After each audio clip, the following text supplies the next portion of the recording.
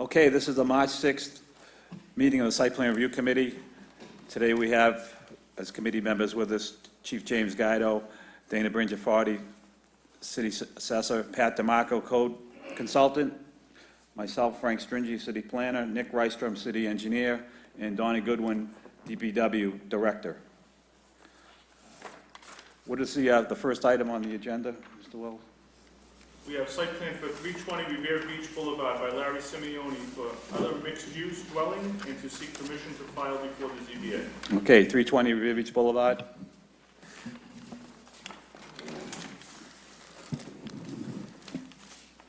So this is a project that you gentlemen have seen before. Purpose of our being here today is to attain a new site plan review letter for our subsequent refiling with the Zoning Board of Appeals. So very quickly, we are talking to residents, and we did talk to the St. George about color, although we're not going to establish that as a change at this point, Mr. Chairman. What we do have is we have several changes. As you know, it's a 145-unit project. It's located in the RC1 district. Prior to this appearance before you, we had gone to the ZBA and were unsuccessful. At the time, we notified the ZBA that we had reduced the size of the building, so we're no longer asking for relief from the 3.05. The other relief that we continue to need is tandem parking, minimum parking, driveway grade, and setbacks. As to the changes that we made, the first significant change that we made is that prior to this filing, there was no front setback. Now we've moved the building back approximately 7.5 feet to, as you can see, the previous one versus the new one. So we moved the building back 7.5 feet across the entire front, and that is to establish a landscape buffer area for the front. So excuse me, then the previous submittal, the building was right on the lot line. That is correct. There was no setback. Right. So we're at 7.5 feet. Okay. And the previous submittal was to develop a streetscape, but after hearing from some of the St. George residents and some of the people that we spoke to, we felt we could afford to kick the building back 7.5 feet, which will allow for a landscape area in the front. Also, the building comes back up to 15 feet. I believe it's 15.3 feet in the middle of the structure, where we're increasing the patio that will be the entranceway up to the commercial units. As you know, there's 2,500 square feet of commercial units here. We're hoping that it will be Bianchi's, the current existing operator of a pizza store in this area. These are the existing conditions of 3 non-conforming structures. Our proposal before the council is pending to modify those non-conforming structures and reconstruct new structures. Our proposal, if successful this evening at the planning board, will be to go back to the ZBA and ask for the relief that we asked before. The other things that I'd like to point out is there'll be the increased seating I talked about with the patio, the reduction in the floor area ratio, the consistency of the units. The units are 145 units.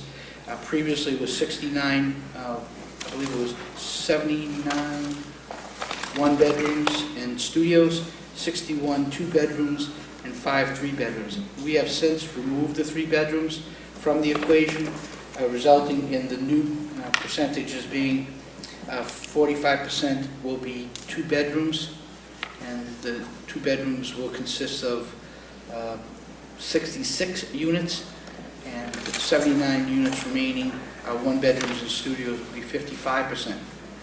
That would result in us needing approximately 188 parking spaces, which brings us at 1.35% per unit for parking. We currently need 200, I believe we need 235 spaces, so we will be seeking relief from the ZBA for 47 off-street parking spaces.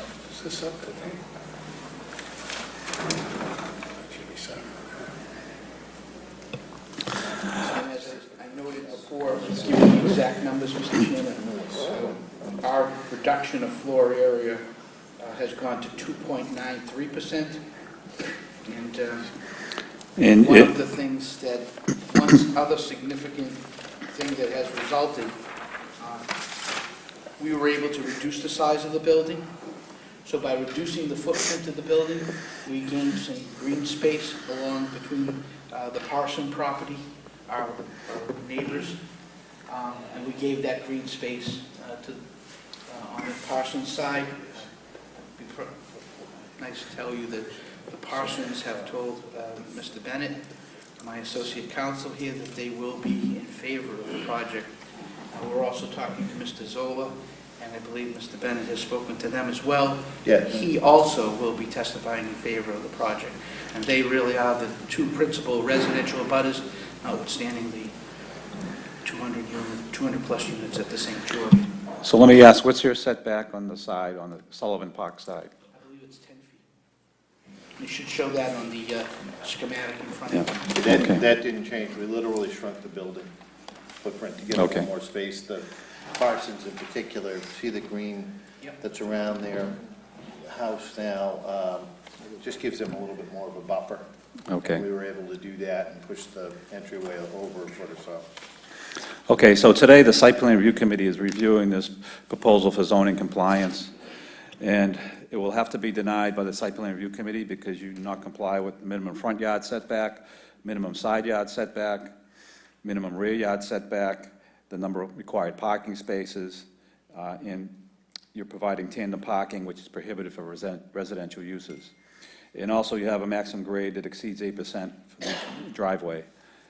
So the planning board, the Site Plan Review Committee will have to deny this proposal based on those zoning inconsistencies, and a denial letter will be forthcoming. Okay? Thank you. Larry, on this plan, I have 10-foot buffer between Sullivan Park and Bianchi's Pizza now. That driveway gives us direct access to our storage and drainage problems. We're gonna maintain that ability for the city to access the sewer and drainage in the back, because I don't see a curb cut here on the drawing here. This condition with respect to that double driveway that leads all the way down to the back of the site. We keep it open just as we agreed to before. If you look at the particular project in front of you, you see that you'll straight up to the back. Right here. You actually don't have legal deeded access now. Right. And what we're doing, either by, if you want an easement, we're happy to give it to the city. This is, you got 22-foot wide drive. It's being maintained all the way back here, and that's a 22-foot clearance between you and the fire department. I think it was 17 feet you guys wanted. We kept it 22 feet. So you're going to have, at least by permit condition, real legal access. This stuff here is not, technically an easement, but we're, again, happy to, if you want as a condition, we're happy to grant you an easement to get back here. Well, just as long as we have access to the sewer and the drainage issues in the back there. You'll have better access than that. Okay, great.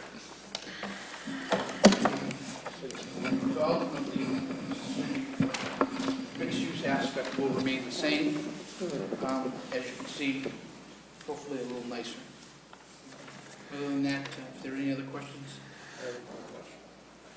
You're gonna have a place for spaces for zip cars or those Yes. Yep. car sharing programs? Yep, I'm gonna start with 2 of them, and then as the program expands, I mean, a lot of times you'll find that people, particularly the millennial types that might go here, you could even increase it, that we're promising to anyway. You're gonna have a charging station? Yep. We are. Yes, we also Yep. included that, shows up to pick up people daily, about a day, along with the mixed-use aspect, which I just noted, the recreational area behind. And like I said, we did show the St. George in different colors, a lighter color. We just can't tell you which color it is, and we know we have the backwards on the board. If we're lucky enough, we'll be back to you got to you relative to site plan conditions in lieu of the building permit. Okay, as I mentioned, this is going to be a denial by the Site Plan Review Committee. If you get approved by the ZBA, we will do a final site plan, and all the issues discussed today will be brought up, including traffic, infrastructure, and easements. Okay? Thank you.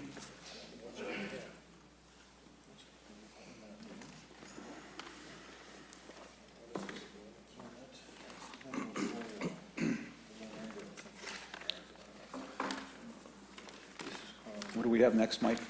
Number 2 is site plan for Gladys Street by Kathleen Bergoli. What was the height plan? New I know construction it's of lot 20 wide. Gladys Street, Yes, sir. please have a seat. Thank you. Thank you. How's it going? What's the address? It's actually, the address is, it's right behind 110 Oak Island Street, it's the Gladys Street of the number, it's between two. This is a vacant lot, then? Yes, sir. Okay. How many square feet? It is. This is 3,523, 32 square feet. This is a grandfather lot in the RB district. And what are you proposing? I'm interested to know if I could build a modular two-story home, 28 by 34. Okay, what you need to do is provide us with a certified plot plan showing that structure on the lot.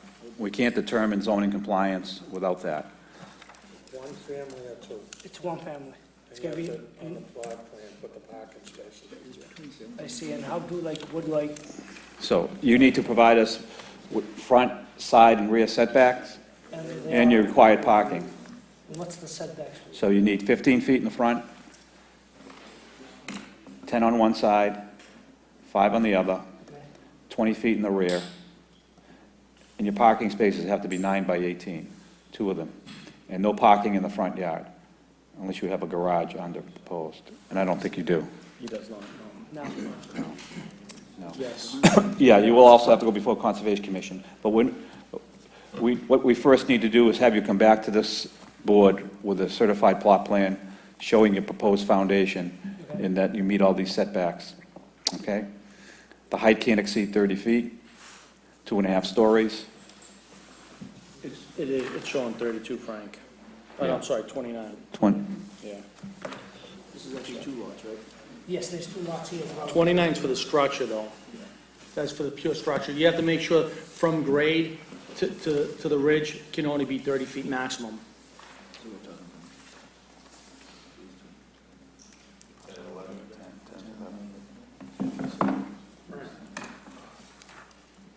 Yeah, it's the same one, yeah, I just made another copy.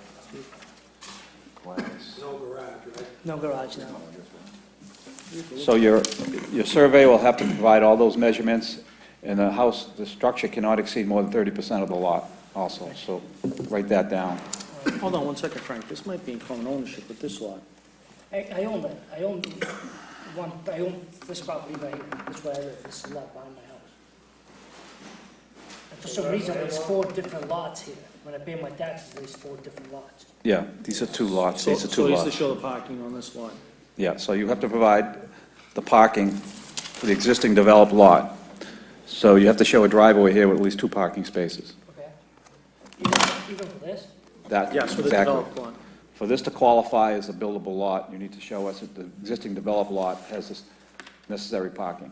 I see, 2 parking spots. So you have to provide that on the plan as well. Where are you parking right now for the Right here. existing house? Right here. Oh, so you're already parked. Oh, yeah, I parked 2 cars Okay, right so here. just draw it Yeah.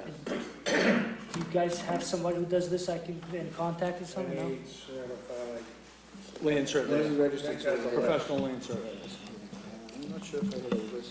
The city engineering department has a list of surveyors. You I can, have a list of local surveys. you can pick, choose from that list. Sounds good. Use anybody from the list, as long as they're registered in the state, you can use them, but that's just a guide. Very good, thank you very much. Okay? Good to see you, Chief. We'll see you back.